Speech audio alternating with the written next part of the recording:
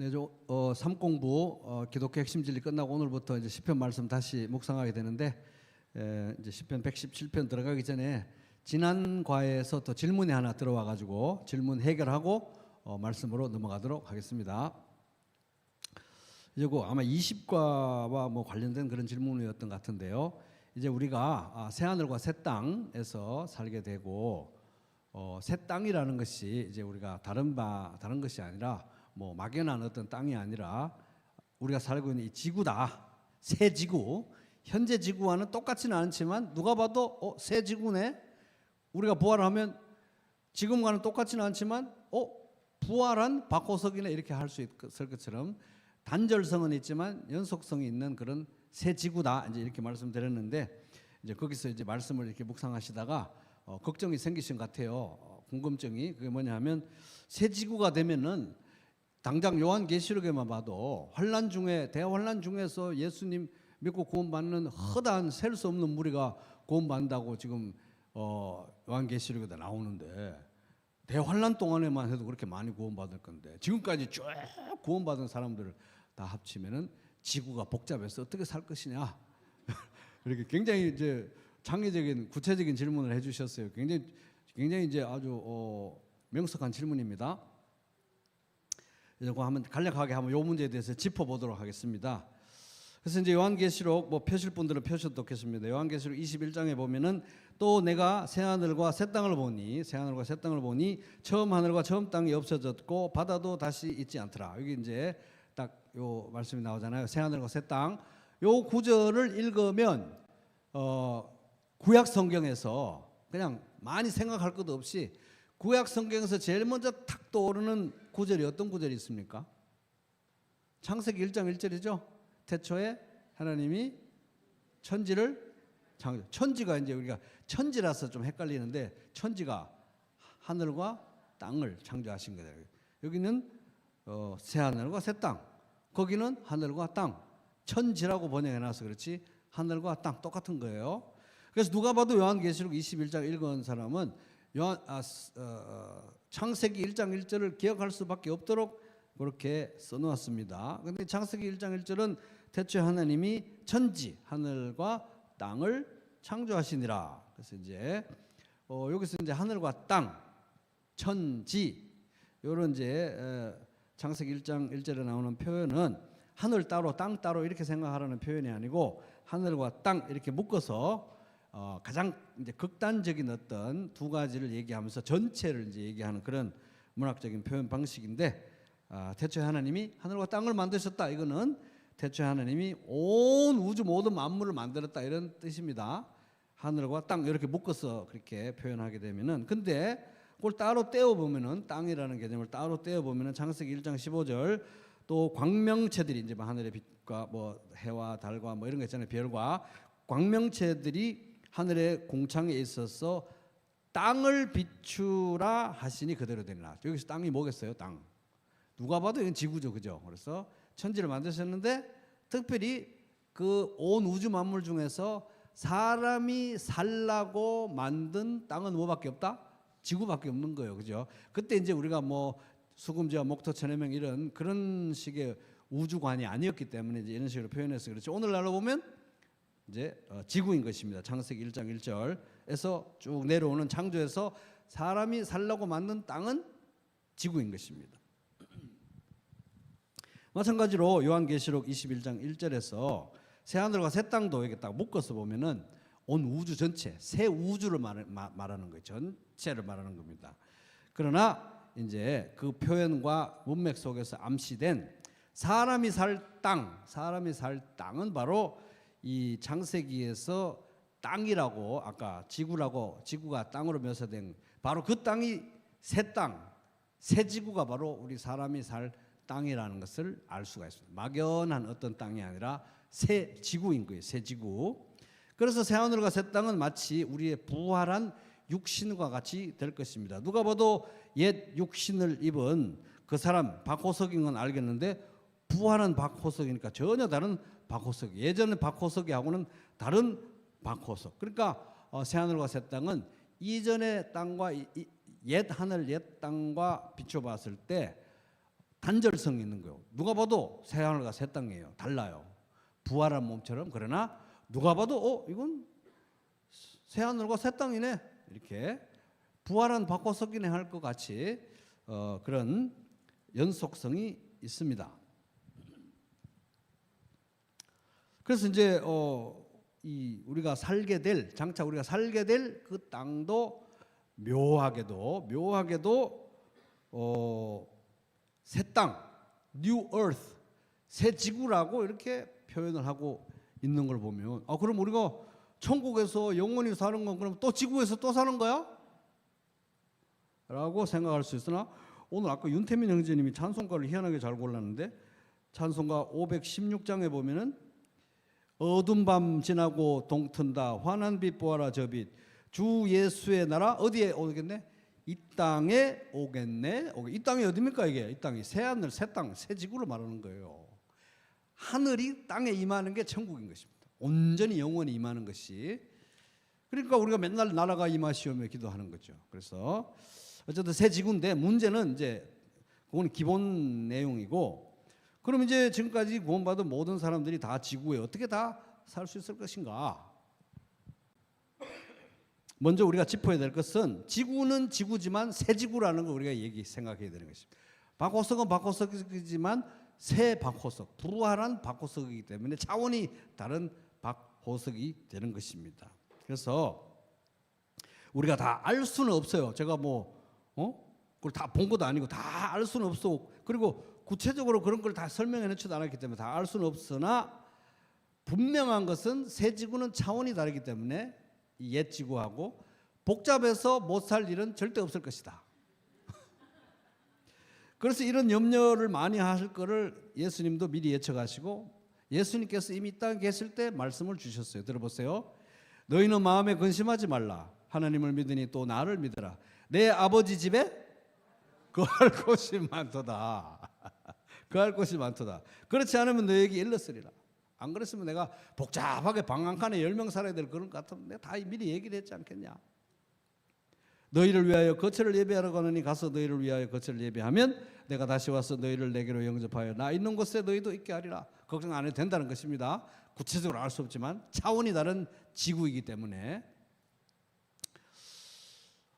그래서 이제 우리가 잠깐 이제 보면 새 하늘과 새 땅이 우리의 궁극적인 영원한 천국인데 그 전에 있을 일들을 이제 순서대로 이렇게 한번 짚어보면은 일단 예수님이 우리를 데리러 오시는 휴거가 있을 것이고 그 다음에 대환란이 있을 것이고 대환란이 끝나면 예수님이 이 지상에 오시는 지상 재림이 있을 것이고 그리고 그 다음에 천년 왕국이 이어질 것이고 그 다음에 최후의 심판이 천년 왕국 마지막에 있을 것이고 그리고 나서 새 하늘과 새 땅이 쭉 펼쳐진다는 것입니다.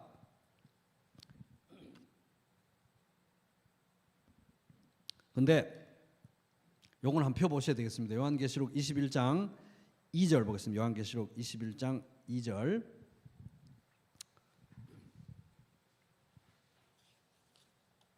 요한계시록 21장 1절부터 3절 엄청 중요하니까 한번 읽어보겠습니다. 제가 저하고 목소리 맞춰서 읽어보겠습니다. 요한계시록 21장 1절부터 3절 시작.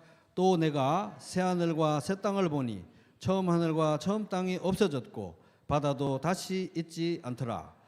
또 내가 보매 거룩한 성 새 예루살렘이 하나님께로부터 하늘에서 내려오니 그 준비한 것이 신부가 남편을 위하여 단장한 것 같더라. 내가 들으니 보좌에서 큰 음성이 나서 이르되 보라 하나님의 장막이 사람들과 함께 있음에 하나님이 그들과 함께 계시리니 그들은 하나님의 백성이 되고 하나님은 친히 그들과 함께 계셨어. 그래서 이제 새 하늘과 새 땅이 내려오는 장면에 바로 이어가지고 거룩한 성 새 예루살렘이 사람이 땅에서부터 지어 올리는 게 아니라 하늘에서부터 내려오는 장면이 이게 우리가 살 새 지구 새 땅의 하이라이트예요. 하이라이트. 왜냐하면 새 예루살렘이 내려온다. 이게 왜 중요하냐면은 마치 옛 이스라엘의 수도가 어디였습니까? 예루살렘이죠. 이스라엘의 예루살렘이 왜 중요합니까? 그게 성전이 있기 때문에 하나님이 거기 계시기 때문에 제일 중요했던 거예요. 마찬가지로 새 지구, 새 땅의 중심지, 센터, 수도가 있다고 하면 그게 새 예루살렘이 되게 새 예루살렘. 마치 이스라엘의 예루살렘이 있듯이 새 땅에 새 지구에 새 예루살렘이 있을 거라는 거예요. 그것은 뭡니까? 그곳에 가장 중요한 새 예루살렘의 가장 중요한 의미가 뭐냐 하면 바로 이게 3절이에요. 내가 들으니 보좌에서 큰 음성이 나서 이르되 보라 하나님의 장막이 마치 광야에 성막이 있었듯이 이스라엘의 예루살렘의 성전이 있었듯이 새 땅 새 지구에는 뭐가 있다? 새 예루살렘이 있는 거예요. 센터예요, 센터. 왜? 하나님의 임재가 거기에 센터를 잡고 있기 때문에. 그래서 새 예루살렘이 쫙 내려오니까 그 가장 중요한 의미는 하나님의 장막이 사람들과 함께 있음에 하나님이 그들과 함께 계시리니 그들은 하나님의 백성이 되고 하나님은 친히 그들과 함께. 이 새 예루살렘이 바로 그 의미인 것입니다. 수도, 센터, 성전, 하나님의 임재, 그걸 의미하는 거예요.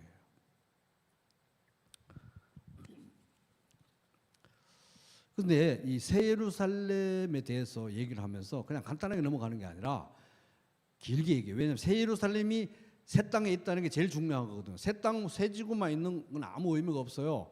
새 지구, 새 땅에 새 예루살렘이 있기 때문에 이 새 지구, 새 땅이 중요한 것입니다. 그런데 그 새 예루살렘의 규모에 대해서 성경에 말하고 있는데 거기 21장 16절 보세요. 21장 16절 같이 읽어보겠습니다. 시작. 그 성은 네모가 반듯하여 길이와 너비가 같은지라 그 갈대자로 그 성을 청량하니 12,000 스타디온이요 길이와 너비와 높이가 같더라. 자, 이제 새 예루살렘 성은 이게 사람이 땅에 막 사람들이 지은 성이 아니고 하나님이 지어가지고 위에서부터 내려오는 성인데 그 성의 규모에 대해서 말하면서 일단 그 사이즈는 좀 이따 보고 모양이 어떻습니까? 모양이 길이와 너비와 높이가 같은 거예요. 이게 뭐예요? 뭐 주사위 같은 모양이라는 거죠, 그죠? 정육면체 길이와 너비와 높이가 딱 같은 거예요. 그래서 이렇게 정육면체로 이렇게 길이와 너비와 높이가 같는 딱 주사위 같은 이런 모양의 건축물이 구약 성경에 뭐가 있습니까? 뭐가? 지성소가 그랬어요. 지성소가 딱 큐브 모양으로 이렇게. 이게 하나님의 임재가 있을 하나님의 임재는 어디나 있지만 그 임재 중심지 마치 이스라엘의 예루살렘 같이 새 예루살렘 모양이 이렇게 돼 있는데 이게 너무 신기한 거예요. 무슨 도시가 이렇게 큐브 모양으로 주사위 모양으로 그렇게 내려오는 그런 도시가 어디 있는데 그 사이즈가 보면은 뭐 스타디온 어떠 하는데 이게 킬로미터로 환산하면은 2,200km라고 합니다. 그래서 가로 2,200km, 세로 2,200km, 높이 2,200km니까 정육면체를 생각하지 말고 평면만 생각하면은 평면만 생각해서 가로 2,200km, 세로 2,200km 이렇게 한 게 이게 어느 나라 땅덩어리만한가 제가 챗GPT한테 물어봤더니 미국 본토의 한 절반 정도만 하대요. 꽤 큰 거예요, 이게.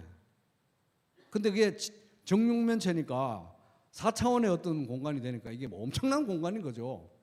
그러니까 새 지구에 대해서 우리가 자세히는 알 수 없으나 새 지구의 센터인 새 예루살렘이 이 정도다, 이게 이 정도. 그럼 우리는 걱정 안 해도 된다는 것입니다. 그래서 이게 다 의미를 우리가 다 이해할 수가 없어요. 뭐 정육면체 이런 게 내려오고 이게 뭐지? 우리 다 이해할 수 없어요. 그러나 어마어마할 것이다. 이건 우리가 알 수 있는 것입니다. 그리고 제일 중요한 건 새 예루살렘이 내려온다는 건 하나님의 장막이 사람 가운데 있다는 그 의미가 제일 중요한 것입니다. 그래서 지금 예전에 뭐 에덴 동산에부터 시작해 쭉 뭐 성막, 성전, 예수님의 성육신 그 모든 이제 결론으로 이제 새 예루살렘이 쫙 내려와서 성전도 필요 없고 해와 달도 필요 없고 하나님이 빛이 되는 그런 하나님이 사람 가운데 있는 그 일이 새 예루살렘이 이 땅에 내려오는 것으로 이제 뜻이 하늘에서 이룬 같이 땅에서도 이루어지이다. 나라가 임하시오며 이게 이제 물리적으로도 다 완성이 되는 게 새 하늘과 새 땅이고 그게 영원한 천국의 모습이다 하는 것입니다. 그리고 이제 또 추가로 우리가 또 좀 더 안심이 안 될까 봐 추가로 조금 더 생각해 보면은 우리는 이제 장차 미래의 영원한 하나님 나라에서 그리스도의 통치에 참여하게 되잖아요. 요한계시록 5장 10절 그들로 우리 하나님 앞에서 나라와 제사장들을 삼으셨으니 그들이 땅에서 왕노릇하리로다. 예수님의 통치에 참여해서 예수님과 함께 왕노릇할 것이다 우리가. 근데 땅에서 왕노릇한다고 해서 우리가 예수님과 왕노릇하는데 지구에서만 왕노릇하는 게 아니고 예수님의 통치는 온 우주를 다 아우르는 거잖아요. 온 우주에 미칩니다. 예수님의 통치는 온 우주에 해당되는 통치예요. 그런데 우리가 그 통치에 함께 주님의 자녀로서 신부로서 참여하는 것입니다. 그러니까 그 통치에 우리가 참여하게 되는 예수님의 통치의 영역은 온 우주입니다. 그러니까 우리는 결코 새하늘과 새 땅에 살고 영원한 천국에 살지만 결코 새 지구에서 절대 벗어나지 마. 새 지구에서 벗어나면 바로 삐삐삐 울리고 바로 죽는 거 이런 거 아니라는 거예요. 왜? 그리스도의 통치는 온 우주에 미치는 것이기 때문에. 그래서 이 죄 많은 세상에 이 죄 많은 사람들이 이 죄 많은 이 시대에도 우주선을 만들어가지고 달나라도 다 가는데 그 새하늘과 새 땅에서 죄를 벗고 온전히 그리스도와 연합한 이런 완전한 모습의 사람들인 우리가 이 새 지구에만 딱 갇혀가지고 거기서 벗어나면 삐삐 소리 나고 죽고 뭐 그런 거 아니라는 거예요. 우리의 통치는 온 우주에 미칠 것이기 때문에. 그래서 우리는 굉장히 거대한 어떤 희망을 가지고 있다. 그래서 이제 그럼 뭐 다른 행성으로 그럼 우리는 우주 여행이 가능할 것인가?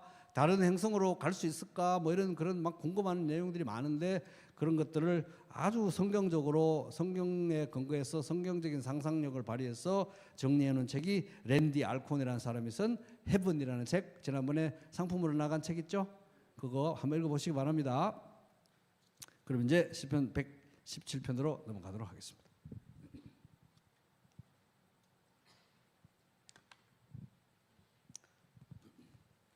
자, 시편 117편 이거 성경에서 제일 짧은 시라고 합니다. 한번 또 같이 읽어보겠습니다. 시편 117편 1절 2절 시작. 너희 모든 나라들아 여호와를 찬양하며 너희 모든 백성들아 그를 찬송할지어다. 우리에게 향하신 여호와의 인자하심이 크시고 여호와의 진실하심이 영원하미로다. 할렐루야. 그래서 이제 시편 113편부터 118편을 이집트 할렐 시편이라고 해서 이집트에서 출애굽한 사건을 기념하면서 특별히 이제 유대인들이 6월절 명절에 불렀던 시편들이라고 합니다. 시편 113에서 118. 그래가지고 이제 이거는 이제 1세기까지 거슬러 올라가는 유대교 문헌에 이제 기록된 그런 내용들입니다. 그래서 유대인들은 6월절 식사 전에 113, 114 노래 부르고 6월절 식사 끝나고 나서 115부터 118까지 찬송했다는 거. 그래서 마가복음 같은 데 보면은 이제 그들이 찬미하고 감람산으로 가니라. 마지막 6월절 식사 때 찬미하고 감람산으로 갔다. 아마 찬미한 것은 115편부터 118 식사 끝에 불렀으니까 그거 부르면서 이제 그거 부르고 나서 이제 아마 감람산으로 갔지 않을까. 예수님도 마지막 식사 자리에서 제자들과 함께 불렀던 노래가 113편부터 118. 특별히 식사 후에는 115부터 118입니다. 그런 걸 이제 염두에 두고 117편 1절 보면 너희 모든 나라들아 여호와를 찬양하며 너희 모든 백성들아 그를 찬송할지어다. 이렇게 한국말로는 너희 모든 나라들아 이렇게 돼 있지만 히브리 원문에는 보면 할렐루 그래야 돼. 할렐루야는 야가 이제 여호와의 줄임말이니까 할렐루야 이러면 여호와를 찬양하라. 할렐루 이러면 찬양하라. 이런데 시편 118편 1절은 히브리 원문에 할렐루로 되어 있습니다. 따라볼게요. 할렐루 찬양하라. 이렇게 찬양하라. 이렇게 이 단어가 제일 먼저 나와요. 그러니까 이제 이게 이집트 할렐 시편이라고 하는 거죠. 할렐루라는 단어로 시작합니다. 그래서 할렐루 이렇게 이어지면서 그대로 어순대로 히브리 어순대로 직역하면 찬양하라 여호와를 할렐루 이렇게 해서 여호와를 할렐루 찬양하라 여호와를 너희 모든 나라들아 그를 찬송하라 모든 백성들아. 그러니까 찬양하라 여호와를 너희 모든 나라들아 그를 찬송하라 모든 백성들아. 한 번 더 찬양하라 여호와를 너희 모든 나라들아. 요거 절반. 그를 찬송하라 모든 백성들아. 뒤에 절반. 이렇게 되는 거예요. 할렐루라는 단어로 시작합니다. 그래서 이제 이렇게 할렐루 여호와를 찬양하라 이런 단어가 이제 할렐 시편 같은 데도 많이 나오고 할렐루 찬양하라 이렇게 구약의 시편에 사용됐을 때는 찬양하라 할렐루 찬양하라 할 때는 대부분 누구를 향해서 이것을 명령하고 있겠습니까? 대부분은 하나님의 백성들을 향해서 명령하는 거예요. 하나님의 백성들아 할렐루 여호와를 찬양하라. 찬양하라 하나님의 백성들아. 하나님의 백성들한테 할렐루 찬양하라 이렇게 하는데 여기는 특별하게 누구 보고 지금 할렐루라고 말하고 있습니까? 너희 모든 나라들아. 나라들아. 이 세상에 너희 모든 나라들아. 이방 나라들을 향해서 할렐루 찬양하라고 외치고 있는 것입니다. 할렐루. 그러니까 아마 할렐루라는 단어가 나와가지고 이방 민족들을 향해서 이방 나라들을 향해서 할렐루 너희 이방 나라들이여 여호와를 찬양하라고 하는 구절은 아마 이게 거의 유일한 구절이지 않겠냐 어떤 학자는 말합니다. 그러니까 이게 지금 딱 두 절이지만은 이 시편 117편은 지금 어마어마한 내용을 함축하고 있습니다. 굉장한 내용이 여기에 딱 두 절 너무너무 짧지만 이 스케일과 이 관점은 다른 어떤 시보다도 거대한 스케일의 이 시입니다. 할렐루. 그래놓고 이방 민족들한테 너희 모든 나라들아 할렐루 여호와를 찬양하라 이렇게 지금 하고 있는 거예요. 그러니까 이제 아까 말했듯이 이게 6월절 이제 식사 자리에서 불렀다 그랬잖아요. 그런 장면을 상상해 보면 예수님도 6월절 자리에서 이 시를 불렀습니다.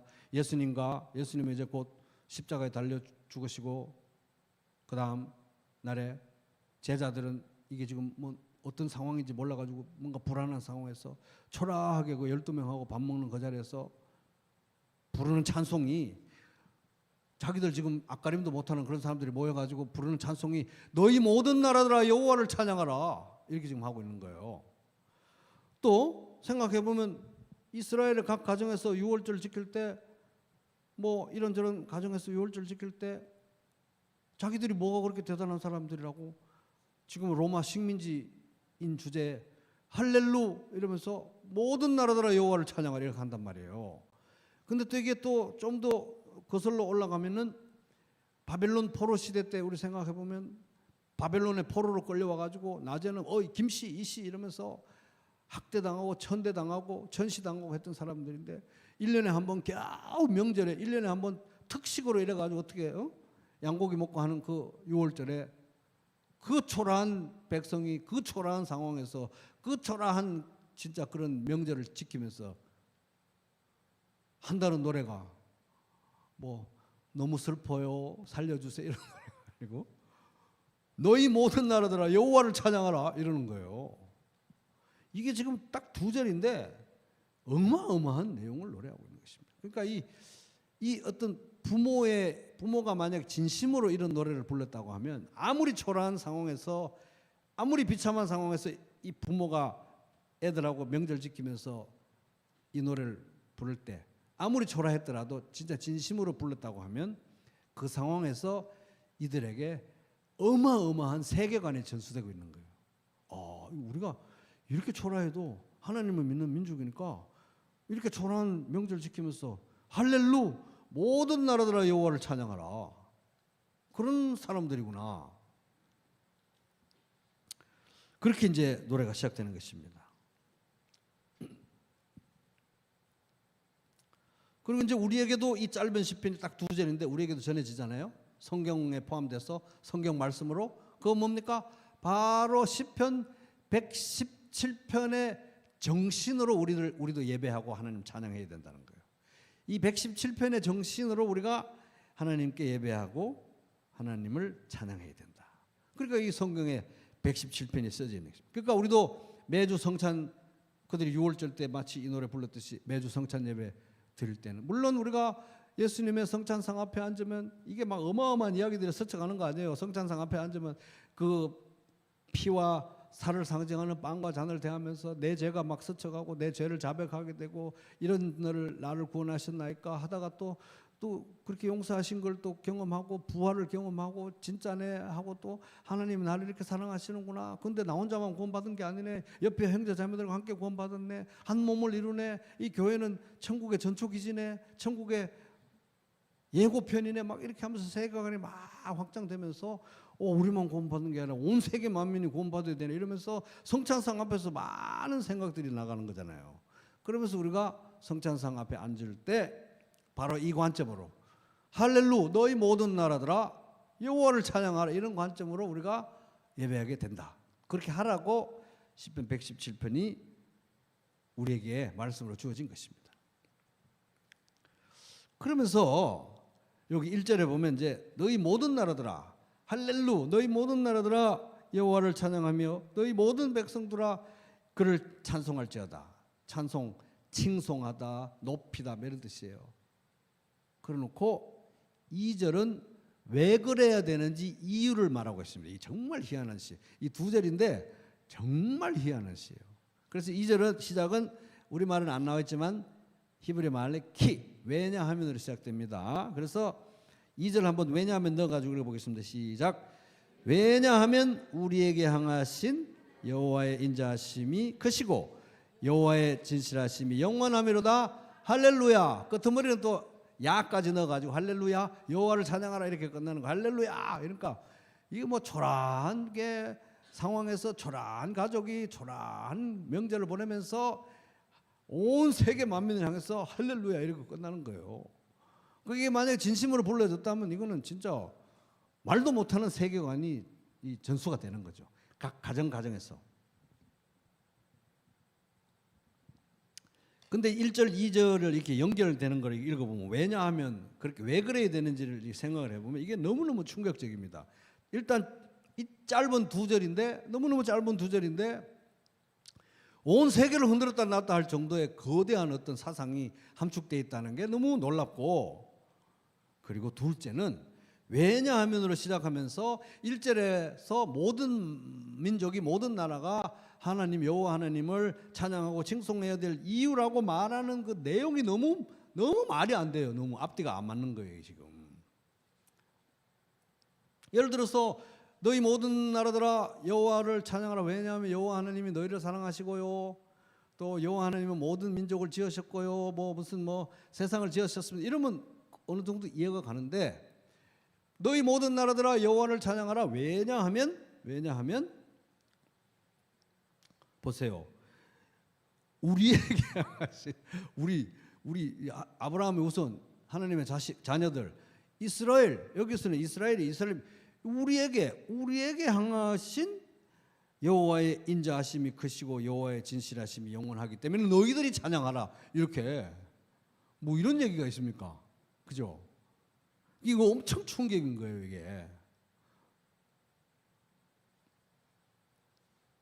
그러니까 지금 이제 왜냐하면 하면서 말하는 게 우리 즉 아브라함의 후손 하나님의 언약을 받은 우리 이스라엘을 향하신 여호와 하나님의 인자하심이 헤세드잖아요. 헤세드. 변하지 않는 사랑, 약속을 지키는 사랑, 한결같은 사랑이 크시기 때문입니다. 여러분 우리를 향하신 하나님의 사랑이 이렇게 크니까 당신들 찬양하세요. 이렇게 하는 거예요.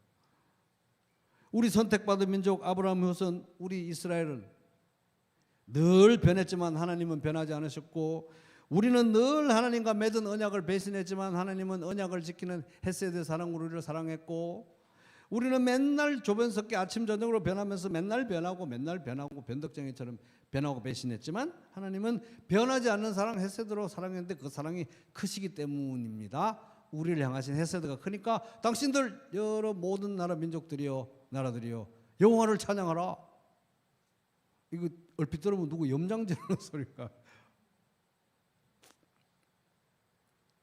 그러면서 그 인자하심이 클 뿐만 아니라 헤세드만 클 뿐만 아니라 뒤에 보면 진실하심 에메트입니다. 에메트 진실하심은 신실하심 충성되심 믿을만하심. 그래서 이 하나님이 믿을만하시고 진실하시고 충성되심이 엄청나다는 거잖아요. 그 인자하심이 크시고 그 진실하심이 영원하다. 그래서 하나님은 우리는 믿을 만한 존재는 안 되지만 하나님이 믿을 만한 사실, 믿을 만하다는 사실, 그 어떤 경우에도 하나님은 우리가 믿을 만한 분이다, 의지할 만한 분이다라는 사실은 지금까지도 항상 거대한 은혜였지만 앞으로도 흔들리지 않는 영원한 은혜입니다. 그러니까 당신들 여러 민족들이요, 모든 민족들이요, 나라들이요, 여호와 하나님을 찬양하세요. 그래서 지금까지 하나님의 헤세드 에메트, 하나님의 인자하심과 하나님의 진실하심은 우리에게 넘치게 부어졌고 앞으로도 영원할 건데, 이걸 생각하면 우리도 물론 찬양하였지만 세계 모든 민족들이요, 당신들도 찬양하십시오.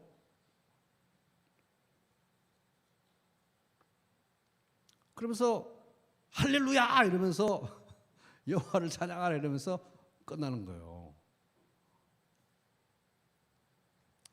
만약 이런 내용을 이 시의 의미를 이해하고 불렀다면 정말 어마어마한 사상과 정체성과 세계관이 전수됐을 거라고 봅니다.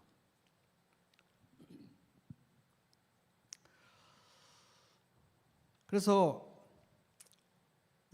도대체 왜 우리를 향하신, 이스라엘을 향하신 하나님의 헤세드와 에메트가 그렇게 크고 영원한데 왜 이방 나라들이 여호와를 찬양해야 되느냐? 이유를 생각해 보려면 이제 이 사람들을 부르신 그 부르심부터 이제 돌아가 봐야 되는데, 창세기 12장 1절에서 3절, 여호와께서 아브라함에게 이르시되, 이스라엘 조상 아브라함을 부르시면서 창세기 12장 1절, 너는 너의 고향과 친척과 아버지 집을 떠나서 내가 너에게 보여줄 땅으로 가라. 내가 너로 큰 민족을 이루고 내게 복을 주어서 내 이름을 창대하게 하리니 너는 복이 될지어다. 너를 축복하는 자에게는 내가 복을 내리고 너를 저주하는 자에게는 내가 저주하리니 땅의 모든 족속이 너로 말미암아 복을 얻을 것이다. 그래서 복의 근원이 되라고 아브라함을 부르셨잖아요. 이스라엘의 조상 아브라함을.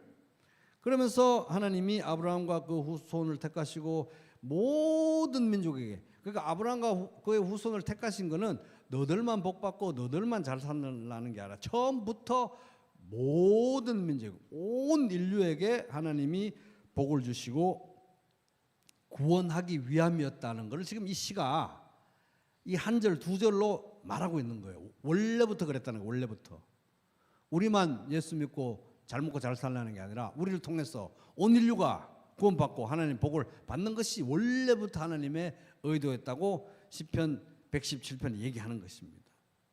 그리고 출애굽기 19장 5절에서 6절, 이제 너희가 정말로 나의 말을 듣고 내가 세워준 언약을 지키면 너희는 모든 민족 가운데서 나의 보물이 될 것이다. 보물이 될 것이다. 온 세상이 다 나의 것이다. 그러므로 너희는 내가 선택한 백성이 되고 너희의 나라는 나를 섬기는 제사장 나라가 되고 너희는 거룩한 민족이 될 것이다. 이렇게 말씀하셨는데, 하나님이 이스라엘을 제사장의 나라, 택한 백성, 보물 같은 백성으로 삼으신 것은 특별해서 특별해가 아니라 너희들을 통해서 온 세계 만민을 구원하는 제사장의 나라, 온 세계 민족들에게 말씀을 전하고 그들을 위해서 기도하고 그들을 섬기는 제사장의 나라로 삼기 위해서 그들을 부르셨다는 것입니다. 그런 사상이 이 시편 117편에 함축이 되어 있는 거예요. 함축이. 그런 말씀의 궁극적인 성취가 이제 예수 그리스도 안에서 이루어진 거잖아요. 그죠? 그래서 예수 그리스도 안에서, 참 이스라엘이신 예수 그리스도 안에서 이 복이, 구원이 온 세계 만민에게 전해진 것입니다.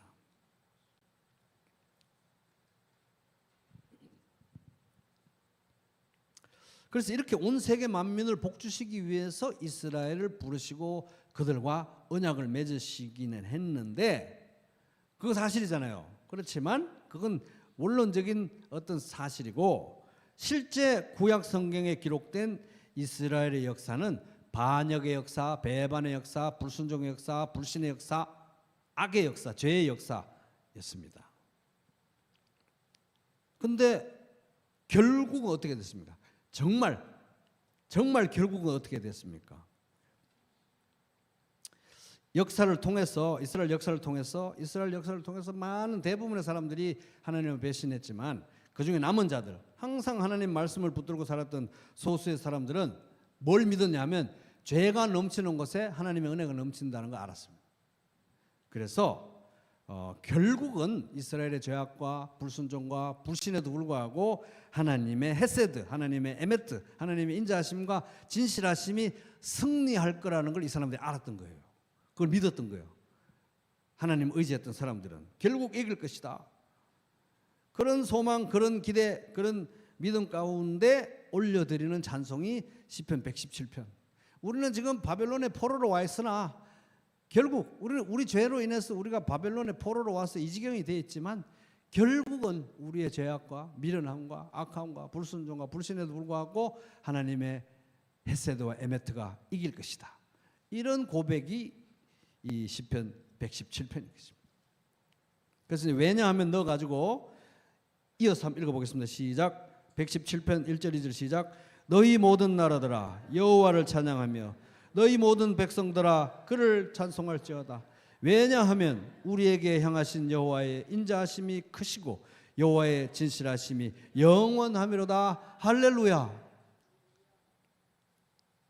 근데 여기 보면은 진짜 희한한 게 여기 왜냐하면 왜 당신들이 여호와 하나님을 찬양해야 되냐면 왜냐하면 우리에게 향하신 여호와의 인자하심이 크시다 그랬잖아요. 크시다. 크시다라고 되어 있는데 이 단어가 너무 밋밋하게 번역이 되어 있습니다. 크시다라고 번역된 히브리 단어 가바르라는 단어, 가바르라는 단어는 엄청 특별한 단어입니다. 이게 우월하다, 압도하다, 이기다 이런 뜻이에요. 그래가지고 출애굽기 17장 10절에서 11절 여호수아가 모세의 말대로 행하여 아말렉과 싸우고 모세와 아론과 훌은 산꼭대기에 올라가가지고 모세가 손을 들면 이스라엘이 이기고 손을 내리면 아말렉이 이긴다 할 때 오게 가바르. 희한하죠. 또 시편 65편 3절 죄악이 나를 이겨 싸우니 가바르 죄악이 나를 이겨 싸우니 우리의 허물을 주께서 사하시리다. 주여 용서하여 주시옵소서. 가바르. 그러니까 이 시편 117편의 어조는 이스라엘 사람들이 이 노래를 부른다고 하면 이런 어조인 거예요. 뭐냐 하면 결국 이런 어조입니다. 이방 민족 여러분, 여러 이방 나라, 온 세계 이방 나라 여러분, 하나님이 아브라함과 그 후손을 택하셔서 우리 조상 아브라함과 그 후손을 택하셔서 우리만 잘 먹고 살라는 게 아니라 온 세계 만민에게 복을 주시고 그들을 구원하실 계획과 뜻으로 우리 민족을, 우리 이스라엘을, 부평교회를 택하셨는데 우리의 죄와 악과 불신과 불순종으로 인해서 그 모든 하나님의 뜻이 다 수포로 돌아가게 생긴 일이 한두 번이 아니었습니다. 그런데 여러분, 결국 우리의 죄와 불순종과 악과 이름에도 불구하고 결국 하나님의 헤세드와 에메트, 하나님의 인자하심과 진실하심이 가바르, 우리의 죄와 악과 불신과 불순종을 이겼습니다. 그 이겼다는 승리가 바로 예수 그리스도의 십자가와 부활입니다. 오직 은혜로, 오직 하나님의 섭리와 은혜로 우리의 그 지독한, 하나님이 세계 만민을 복주라고 택하신 우리의 그 지독한 악과 이 배신과 불순종과 불신에도 불구하고 하나님의 헤세드와 에메트가 승리하셨기 때문에 이제 예수 그리스도를 통해서 이 구원이 세계 모든 만민 가운데 구원의 길이 열렸습니다. 그러니 여러분 하나님을 찬양해야 되지 않겠습니까? 일단 미안한데 하나님을 찬양하십시오. 할렐루야. 이런 어조인 거예요. 바벨론에서 맨날 김씨 이씨 이렇게 당하는 그런 취급당하는 사람들이 이런 거대한 사상을 품고 시편 117편을 노래했다고 생각해 보십시오.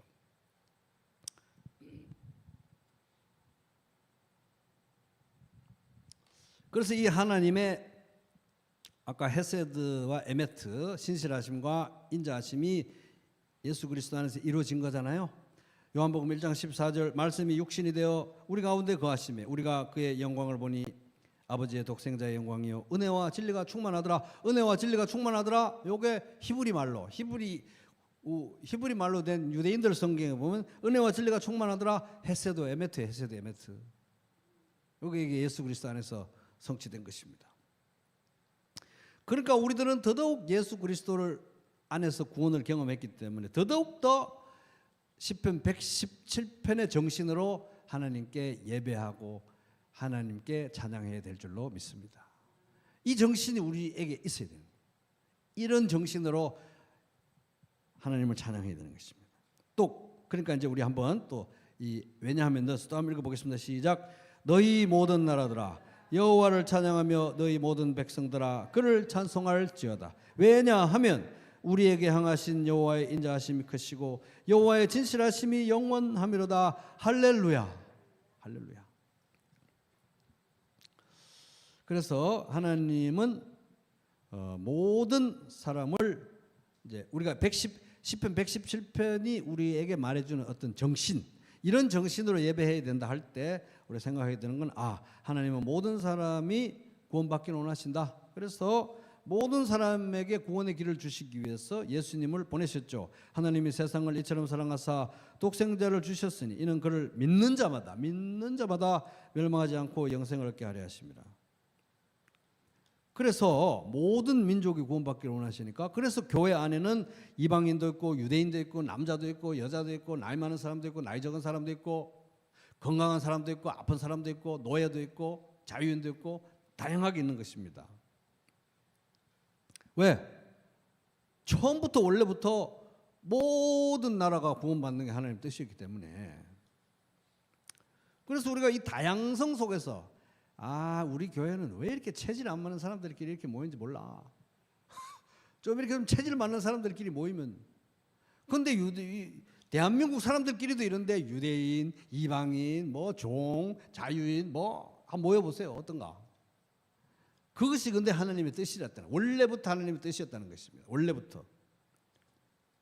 그래서 그 모든 다른 사람들이, 이질적인 사람들이 그리스도 안에서 한 몸이 되어서 하나가 되어서 하나님께 나아가서 예배하는 게 교회고 원래부터 하나님의 뜻이었다.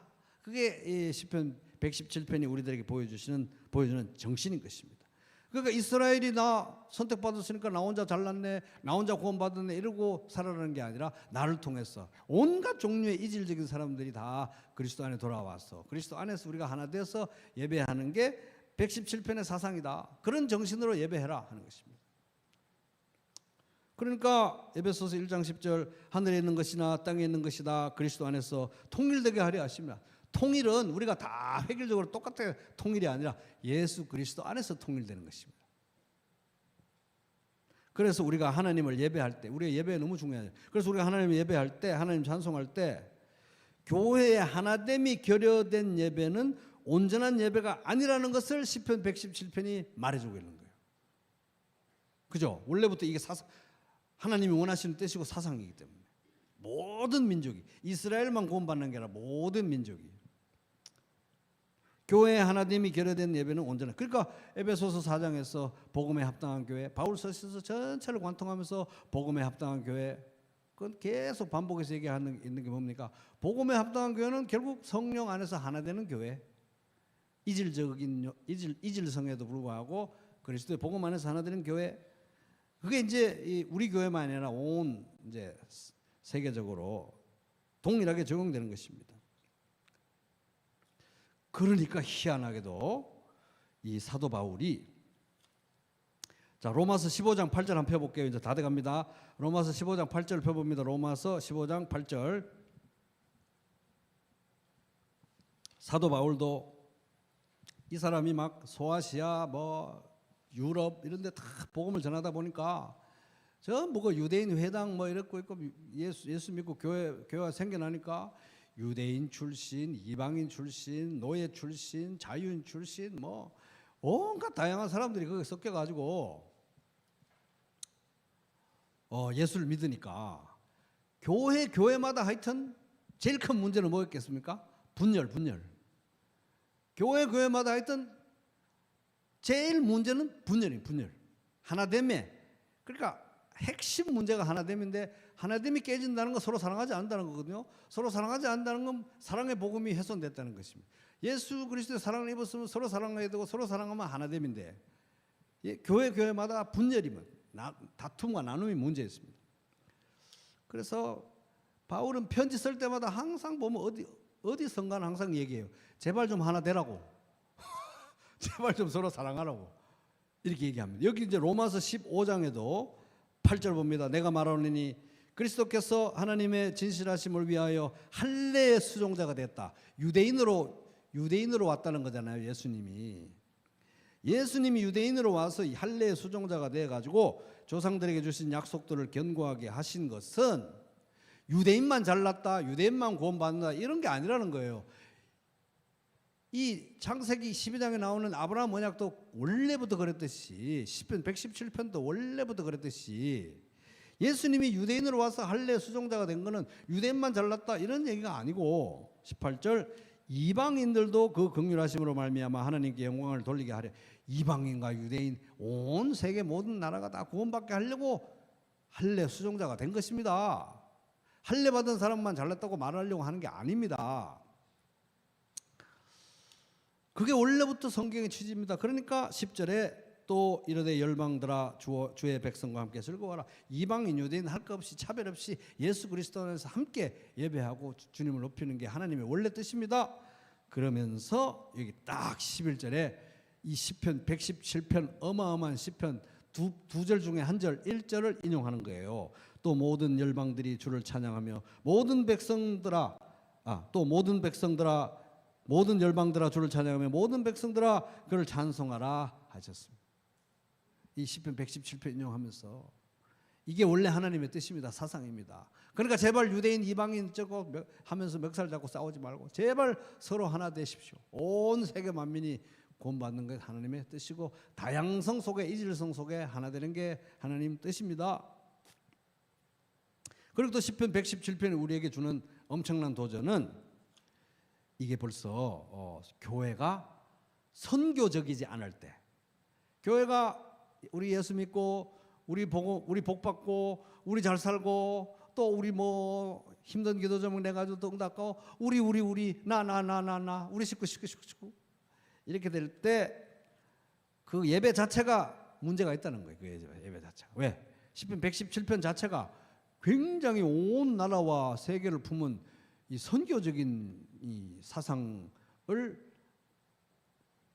표현하는 그런 예배이기 때문에, 찬양이기 때문에, 그래서 교회가 선교적이지 않을 때, 성도가 선교적이지 않을 때, 선교는 선교사님들이나 하는 것이지 전도는 전도자들 하는 것이지, 이렇게 성도가 선교적이지 않을 때, 교회가 선교적이지 않을 때 그 예배는 지금 뭔가 문제가 있는 예배다 하는 것입니다.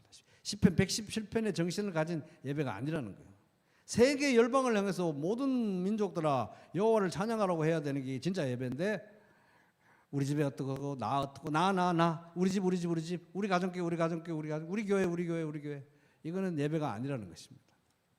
그래서 교회가 열방을 향해서 문이 열려 있고 열방을 향해서 시선이 향하지 않고 자기들만 생각하고 자기 구원받고 자기 복받고 자기 나라만 생각하고 자기 공동체만 생각하면은 합당한 예배, 온전한 예배가 아니라는 것이 시편 117편이 우리들에게 주는 도전이라는 것입니다. 그래서 우리들은 정말 이 시편 117편 짧은 두 절, 사도 바울이 이 두 절 중에 한 절 인용하면서 이 어마어마한 이 교회의 원리를 이야기하잖아요. 그죠? 그러니까 이 시편 117편의 이 정신이 살아있는 그런 성도의 삶, 그런 개인적인 기도와 예배, 또 우리 부평교회 예배가 되기를 주님의 이름으로 축복합니다.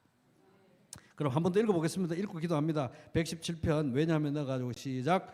너희 모든 나라들아 여호와를 찬양하며 너희 모든 백성들아 그를 찬송할지어다. 왜냐하면 우리에게 향하신 여호와의 인자하심이 크시고 여호와의 진실하심이 영원하미로다. 할렐루야.